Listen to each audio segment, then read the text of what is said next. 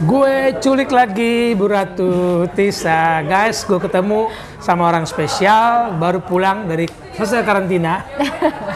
Kita semua lihat kemarin videonya bahwa ada loh orang Indonesia yang memantau pergelaran AFF kemarin di Singapura. Boleh diskusi sama kita? Ada nggak evaluasi pengelolaan AFF di 2020 yang digelar di akhir 2021? Perayaan gelar juaranya 2022. Wow. Susah banget ini. Jadi AFF terlama, AFF Suzuki Cup terlama itu sebetulnya. Harusnya 2020 ditunda jadi 2021, berakhirnya di 2022 gitu. Ya. Kalau evaluasi cukup banyak nih Bung Wes, karena pastinya ya di tengah-tengah pandemi nggak mudah untuk menggelar satu turnamen regional yang sifatnya regional lintas negara, ada perizinan dan lain sebagainya, maka kerjasama dari semua pihak itu benar-benar ada. Nah, saya sendiri juga living dari Singapura itu nggak tanggal 1 atau tanggal 2-nya, tapi juga extend 1 hari karena kita pack dengan beberapa meeting untuk evaluasi, khususnya di area kesiapan tuan rumah, yaitu FAS atau Federasi Singapura sendiri, kemudian implementasi marketing oleh marketing agency kita di Sports 5, kemudian beberapa masukan dari sponsorship juga, dan kemudian juga relation ya, kaitan dengan misalnya gimana sih komunikasi antara government terhadap pihak AFF dan kemudian terhadap pihak FAS penyelenggara, karena semua orang tuh punya role yang berbeda-beda. Jadi kadang-kadang terhadap satu isu itu kita ngelihatnya semuanya karena judulnya AFF Suzuki Cup, ya AFF Suzuki Cup gitu, padahal semuanya itu kita punya role yang berbeda-beda. Nah, itu evaluasinya emang ada pada gimana nanti caranya kita juga mengkomunikasikan dengan baik kepada publik, sekalian juga mengedukasi gitu bahwa apa sih perannya AFF sebagai regulator body, apa perannya FAS ya dalam hal yang kemarin sebagai tuan rumah, dan apa perannya marketing agency yang memang implementasi marketing, apa perannya pengelola stadion, apa perannya government. Jadi ada beberapa stakeholder yang harus di-maintain gitu. Jadi di balik layar evaluasinya itu cukup panjang sih kemarin gitu. Banyak ya, jadi kalian pikir bukan hanya satu badan yang mengelola ini, banyak banget lagi. Apalagi di area pandemi masing-masing punya rules yang harus diikuti ya. Betul gitu, kayak misalnya di area National Stadium sendiri itu kan juga bukan sepenuhnya milik government, tapi ada juga mereka dikelola oleh 3 pihak yang berbeda Bung Wes untuk National Stadium sendiri. Betul. Jadi juga terdirinya itu ada pihak swasta, ada pihak yang marketing agensinya, sama ada pihak dari governmentnya sendiri gitu. Jadi mereka semua kan punya protokolnya sendiri yang memang dipayungi oleh governmentnya dari Singapura gitu. Nah, belum lagi ada kedudukannya FAS gitu sebagai regulator body di dalam negerinya. Mereka sendiri juga punya protokolernya masing-masing. Jadi memang sangat nggak mudah untuk kick off turnamen ini. Jadi di tengah pandemi itu sebetulnya di back end gitu di backstage lah gitu ya, di balik layar kita udah melakukan countless meeting lah gitu ya, terutama di sini saya juga mau kasih reward juga terhadap chairman saya dari AFF Committee Competition gitu, Lalu Francisco, kemudian sekjennya gitu, Winston Lee, dan juga presiden yang telah, dan Mr. Lim Jatong yaitu presiden FIS yang telah benar-benar mempersiapkan dengan baik. Gak mudah berarti ya, ini AFF yang tahun ini gak mudah ya? Betul, gak mudah, cukup historical karena memang di kick off-nya itu harus memang di tengah pandemi dan kita pun punya komitmen terhadap sponsor gitu, yang itu harus membuat kita juga harus kick off, tapi aspek kesehatan dan safety security itu nomor 1 bagi olahraga gitu, karena ya kita olahraga untuk kesehatan ya kan, untuk apa gitu, jadi harus itu jadi tantangan yang tersendiri sih. Iya. Jangan sampai kemudian justru event olahraga malah bikin sakit gitu. Iya. Orang mau sehat jadi sakit. Benar, jadi saya sih sebenarnya ya ini sedikit blessing in disguise, karena sekarang people jadi aware terhadap perannya infrastruktur, health, safety, security gitu. Dulu kita sempat ngobrol kan Bung Wes di beberapa tahun yang lalu gitu. Saya sempat selalu nge-sounding betapa perannya berapa pentingnya peran untuk infrastruktur, safety, security area gitu. Itu benar-benar harus menjadi satu hal unit khusus sendiri, departemen sendiri yang memang menangani hal tersebut gitu. Ditambah itu sebenarnya kan nggak terlepas juga dari health ya, medical dan lain-lain. Jadi aspek ini sebenarnya di sepak bola sudah cukup lama diperhatikan, tapi dengan adanya COVID-19 pandemi ini menjadi salah satu sektor yang di-highlight. Makin ngeh kita berapa pentingnya. Betul gitu. Ada note penting nggak dari soal isu di AFF 2020 kemarin soal pengelolaan? Ada yang mungkin ini rapor merah, ini rapor biru, atau ini contoh sukses, karena kita pasti harus bisa belajar dari Singapura mengelola ini kan? Iya, betul. Ada yang rapor merah nggak? Rapor merah dulu, gosip dulu deh. Rapor merah apa ya? Aduh, kalau saya bilang langsung rapor merah di sini, nanti bilang, oh kita ini gerundung warga plus 65, ya nggak bercanda. Ya sebenarnya pastinya evaluasinya juga ada di kami ya di AFF untuk cara mengkomunikasikan tadi itu perbedaan peran-peran dari masing-masing stakeholder gitu. Jadi itu sendiri ya saya evaluasi diri kita sendiri yang ada di AFF gitu, betapa memang tidak semerta-merta kalau kita udah tunjuk satu semuanya lepas tangan, tidak gitu. Jadi ada pihak-pihak yang memang bertanggung jawab gitu. Rules-nya pun ada ibaratnya tuh ada dua lapis gitu. Satu adalah competition rules and regulation, satunya lagi adalah government rules and regulation gitu. Jadi evaluasinya adalah lebih ke arah ya kita udah melakukan sosialisasi berkali-kali kepada setiap negara peserta, tapi ada banyak juga beberapa negara peserta yang juga ada melakukan pelanggaran-pelanggaran atau mungkin juga ada melakukan hal-hal yang bertentangan dari hal yang sudah kita sosialisasikan.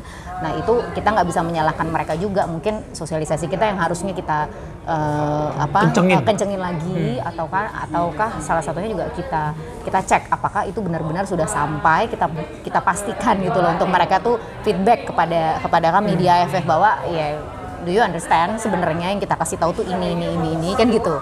Itu yang harus kita pastikan gitu, sehingga nggak ada lagi hal-hal yang kejadian-kejadian yang nggak kita inginkan gitu, adanya terjadi beberapa yang kemudian miskomunikasi dan akhirnya menjadi ramai gitu. Itu sih yang menjadi evaluasi cukup dalam ya gitu, gimana caranya kita memastikan sebagai AFF untuk memastikan semua member kita yang kita suka selalu bilang tuh ya anak-anak kita ada 12, kita punya 12 anak-anak termasuk Australia gitu. Jadi anak-anak tuh member ya? Betul gitu. Jadi kita punya 12 member kita itu gimana caranya ya untuk mengingatkan mereka dan memastikan mereka ngerti akan apa yang kita sudah sampaikan gitu. Nih 10 poin misalnya dengan perubahan adaptasi situasi pandemi gini, mungkin hanya 8-7 yang ditangkap karena ini baru gitu ya. Betul. Situasi ini nggak semua mudah melakukannya. Dan segala sesuatu kan dikomunikasikannya by dokumen gitu. Jadi kan kita kan biasanya sosialisasi kemudian kita kirim dokumennya. Jadi gimana pun administrasi itu memegang peranan yang penting banget di dalam pengelolaan satu tim sepak bola olahraga. Itu poin administrasi itu nggak bisa dianggap remeh, karena itu bisa membuat kita nggak bisa main, bisa membuat kita nggak aware akan kita nggak boleh main, atau awarenya baru belakangan dan lain sebagainya. Padahal posisinya itu adalah segala macam hal itu karena dikomunikasikan via dokumen. Jadi kita harus benar-benar jeli untuk melihat bagaimana rules and regulation satu dokumen ke dokumennya yang lain, karena biasanya satu dokumen itu Bung Wes tidak menggambarkan cuman di dia doang. Jadi akan ada referensinya misalnya regulasinya, referensinya misalnya macam-macam, stadium regulation, competition regulation dan lain-lain gitu, government regulation yang berlaku. Jadi itu harus dibikin mapping yang cukup jeli gitu, dan menurut saya itu aspek yang dalam pengelolaan tim sepak bola itu salah satu yang paling penting sih. Kebayang ya kalau nggak dibuka itu dokumennya gitu kan, gitu. Terus kita menganggap sama dengan pergelaran AFF sebelumnya gitu. Dan ini kemudian menjadi kendala bagi anak-anak AFF tadi ya untuk melancarkan, karena lagi-lagi nggak gampang jadi tuan rumah di pandemi. Betul, sangat nggak gampang gitu. Dan itu kan kebudayaan, dan dua kebudayaan yang berbeda gitu. Kayak misalnya biasa kita di Indonesia ya kita selalu menjelaskan semua apa yang tertera di dalam dokumen kan gitu misalnya. Karena ya kita harusnya lebih rajin membaca sih, itu aja sih. Jadi kan kita nggak pernah bisa misalnya di meetingnya cuma 5 menit kemudian saya ini the document gitu, please read the document, kan gitu aja kalau mereka orang luar karena gitu. Semuanya udah dikasih di dokumen, ngomongnya cuma sedikit. Betul gitu. Sedangkan kan kalau kita kan kebudayaannya kita jelasin runutin satu, tapi kan orang beda negara nggak begitu gitu. Jadi kita harus benar-benar ini ada 12 karakter ini yang dikelola kan. Iya, 12 anak, 12 karakter. Beda-beda gitu. Itu sih, jadi ya evaluasinya kalau ya saya bisa menilai ya paling fair ya ke diri kami sendiri lah ya di AFF gitu, untuk lebih mengkomunikasikan dengan baik. Ya. Teman-teman, sorry suaranya agak berisik karena nih kita di kafe, saya nodong Ibu Ratu Tisa lagi ngobrol. Kita bicara soal pergelaran AFF karena status beliau masih penjabat wakil presiden AFF mewakili Indonesia. Nah, kita mau nanya, AFF berikutnya ada masukan nggak? Ada rumor nggak? Semua orang nunggu kan 2022 ada AFF U23, ada AFF senior, ya kan? Ada Piala Dunia di ujung sana. Kapan tuh AFF 20 tahun ini yang senior? Suzuki Cup selanjutnya Desember ya, akhir Desember. Gitu, akhir Desember. Akhir Desember tuh udah confirm? Confirm, akhir Desember. Jadi kemungkinan setelah tanggal 23 gitu ya. Jadi kita lihat aja jadwal resminya nanti akan rilis dari AFF. Nanti lompat tahun lagi? Betul, akan lompat tahun lagi. Jadi ya itu sedang kita atur sih semua penjadwalan secara baik ya. Karena ini nggak mudah juga nih lagi-lagi ngejadwalin. Nanya dong di mana? Gitu. Belum tahu. Tapi pasti tahun ini dan setelah Piala Dunia.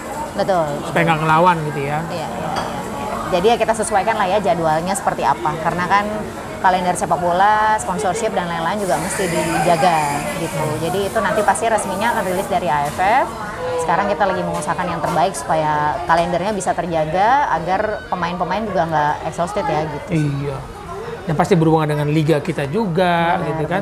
Benar. Dan liga-liga yang lain juga. Jadi biasanya mereka submit jadwal kalender liga-liga mereka kepada AFF komite kompetisi. Terus nanti saya sebagai salah satu juga bagian di komite kompetisi akan bareng-bareng lihat juga secara jadwal. Gitu Bu Mas. Prosesnya kira-kira di Gak gampang berarti ya, karena di akhir tahun 12 negara 12-nya punya kepentingan liga mereka masing-masing ya. Benar. Ya, semoga kita bisa menyesuaikan dengan cepat lah kompetisi ini. Nah, masuk ke tim AFF ada isu kan belakang-belakangan baru-baru ini ada nama Tisa disebut Deddy Corbuzier gitu. Hubungan dengan Coach Sintayong masih baik? Emang kalau sama Bung Wes itu katanya mau nanya apa Bung Wes ini totok lo pertanyaan yang lain gitu. Kan nanya hubungan masih baik? Ya. Oh masih. Dan itu aja masih baik. Masih lah gitu ya sesama insan sepak bola ya yang berkancah di dunia sepak bola internasional pasti ya semua saling berteman gitu ya, network dan lain-lain ya kita sama-sama jaga gitu kan itu sih. Jadi ya hubungan pasti baik. Sampar Jisung masih baik? Iya baik. Itu adik kelas saya di FIFA Master. Serunya gitu sih. Jadi di kesempatannya juga saya mau encourage nih Bung Wes kalau ada para pendengar yang tertarik untuk apply FIFA Master karena setelah saya itu nanti akan ada lagi untuk next batch ya pembukaannya karena setelah saya itu belum ada lagi dari Indonesia. Kemarin waktu saya di Singapura ada salah satu mantan pemain Singapura yang pernah bermain di Indonesia. Aku nggak kasih tahu siapa itu orangnya. Ini orang Singapura pernah main di Indonesia. Yang kemarin komentar nggak? Kayak komentar deh dia enggak ya? Kasih komentar ke Pratama Arhan, main di luar negeri jangan di sini. Nah itu dia ingin apply untuk program FIFA Master itu gitu. Nah kita sih pengen encourage nih semakin banyak lagi. Itu mantan pemain? Itu mantan pemain. Mantan pemain kita gitu. Boleh nggak? Oh boleh dong, kenapa enggak gitu. Tapi juga nggak mesti mantan pemain gitu. Kayak saya juga kan bukan mantan pemain. Maksudnya selama kamu punya karya dan komitmen di sepak bola, coba aja. Karena setelah saya nih edisi dari Indonesia belum ada lagi gitu. Cuma satu-satunya. Tuh, makanya ini harus diperbanyak. Tahun berapa dulu? Gitu, 2014. 2014, sekarang udah 2022. Belum ada loh yang mengikuti step jejaknya Ratu Tisa. Dan kalau misalnya mau apply dan ternyata gagal, jangan menyerah. Saya pun soalnya masuk tidak di sekali apply. Apply pertama saya gagal, Bung Wes. Oh. Dan itu punya waktu berapa lama apply keduanya? Tahun depan saya apply lagi. Setahun. Kumpulin portofolio, apply lagi. Nah, flashback sedikit waktu itu Ratu Tisa satu di antara berapa peserta di FIFA Master 2014? 28. Dan mengakhirnya di peringkat 7. Wih, tepuk tangan, awas nggak tepuk tangan. Enggak. Peringkat 7 dari 28 peserta seluruh dunia boleh ikutan. Betul. Dan Indonesia baru satu-satunya. Berapa ya total applicant sih saya lupa sih, tapi itu cukup banyak sih, belasan. Pasti ribuan itu ya? Iya, belasan ribu apa puluhan ribu ya. Belasan ribu yang pokoknya masuk. rate-nya itu memang sangat kecil. Kursinya jadi makanya cuma saya dikit. Kursinya cuma dikit. Jadi makanya saya beritahu ini memang one of the top-nya untuk area sports management, jadi nggak mudah. Jadi kalau kamu gagal sekali jangan menyerah. Jangan menyerah Bung Mas, karena saya juga gagal pertama kali gitu. Yang bikin masuk lagi berani mencoba yang kedua kali apa? Ya saya nggak mikir berani apa nggak. Pokoknya kalau gagal, kalau ibaratnya gini Bung Mas. Ya kalau jatuh kita bangun lagi. Kalau gagal kita coba lagi. Saya nggak pikir panjang tentang itu gitu. Jadi yang saya pikirin langsung kenapa ya gagal gitu. Di checklist deh. Oh kurang ini. Oke. butuh setahun untuk memperbaikinya, tahun depan apply lagi gitu. Atau misalnya butuh 2 tahun untuk memperbaikinya, oke 2 tahun kemudian baru apply lagi gitu. Jadi nggak pernah tuh terbesit gitu di saya bahwa misalnya kalau gagal coba lagi nggak ya? Oh, nggak ada. Kalau gagal coba lagi, kalau jatuh ya bangun lagi gitu aja gitu. That simple. Kayaknya kita perlu tunggu deh tips masuk FIFA Master di YouTube, di channel YouTube-nya. Boleh. Oh, boleh juga. Oke, ntar sampai ketemu di sana. Supaya kalau ini kan nanti orang nanya-nanya kemana? Ya udah lu cek aja di YouTube. Jangan saya nggak ngerti. Nanti kita cek di YouTube-nya Ratu Tisha. Tips masuk, jadi pengalaman pribadi bisa menjadi pengalaman juga pelajaran bagi teman-teman yang mau masuk FIFA Master. Keren loh, untuk masuk FIFA Master tuh dari belasan ribu tadi berapa? 28. Saya lupa sih berapa rate-nya, kalau nggak salah sih pasti lebih dari segitu sih. Ngeri sih. Kayaknya lebih deh itu. Salah satunya di Indonesia dan masih gitu. Dan kita masih butuh pengalaman-pengalaman dari luar itu untuk mengelola sepak bola Indonesia. Sepak bola Indonesia keren selama dikelola dengan keren. Kemarin Mas Gatot ya yang nonton kemarin videonya Mas Gatot Widardo kan ngomong sepak bola Indonesia keren selama dikelola dengan keren. Nah, ini ada ilmu yang bisa kita dapat dari FIFA Master untuk menjadikan Indonesia itu keren. Amin. Gitu kan, ilmu dari macam-macam. Dan harus lebih banyak lagi, karena saya nggak boleh sendiri. Harus lebih banyak lagi, makanya nanti kita cek di. Kalau dibandingin sama negara sebelah, mereka punya banyak nggak? Enggak juga, ASEAN enggak juga, tapi udah duluan, Thailand udah duluan. Udah lebih dari 1? Gitu. Cukup 1. 2014 sampai 2022. Moga-moga 2023 sudah ada yang masuk lah ya. Atau tahun ini buka ya? Iya betul. Tiap tahun nggak? Tiap tahun. Yuk ditunggu ya. Ada lagi nggak yang mau disampaikan yang gosip rumor dari AFF? Sebagai wakil presiden pasti banyak gosip. Nggak ada. Udah, nanti gosipnya ini saya matiin dulu, ntar baru gosip sama dia.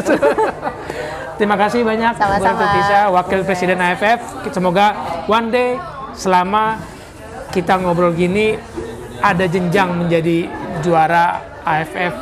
Tapi bukan itu tujuannya, karena saya menanti prestasi di Piala Dunia U20 2023. Betul.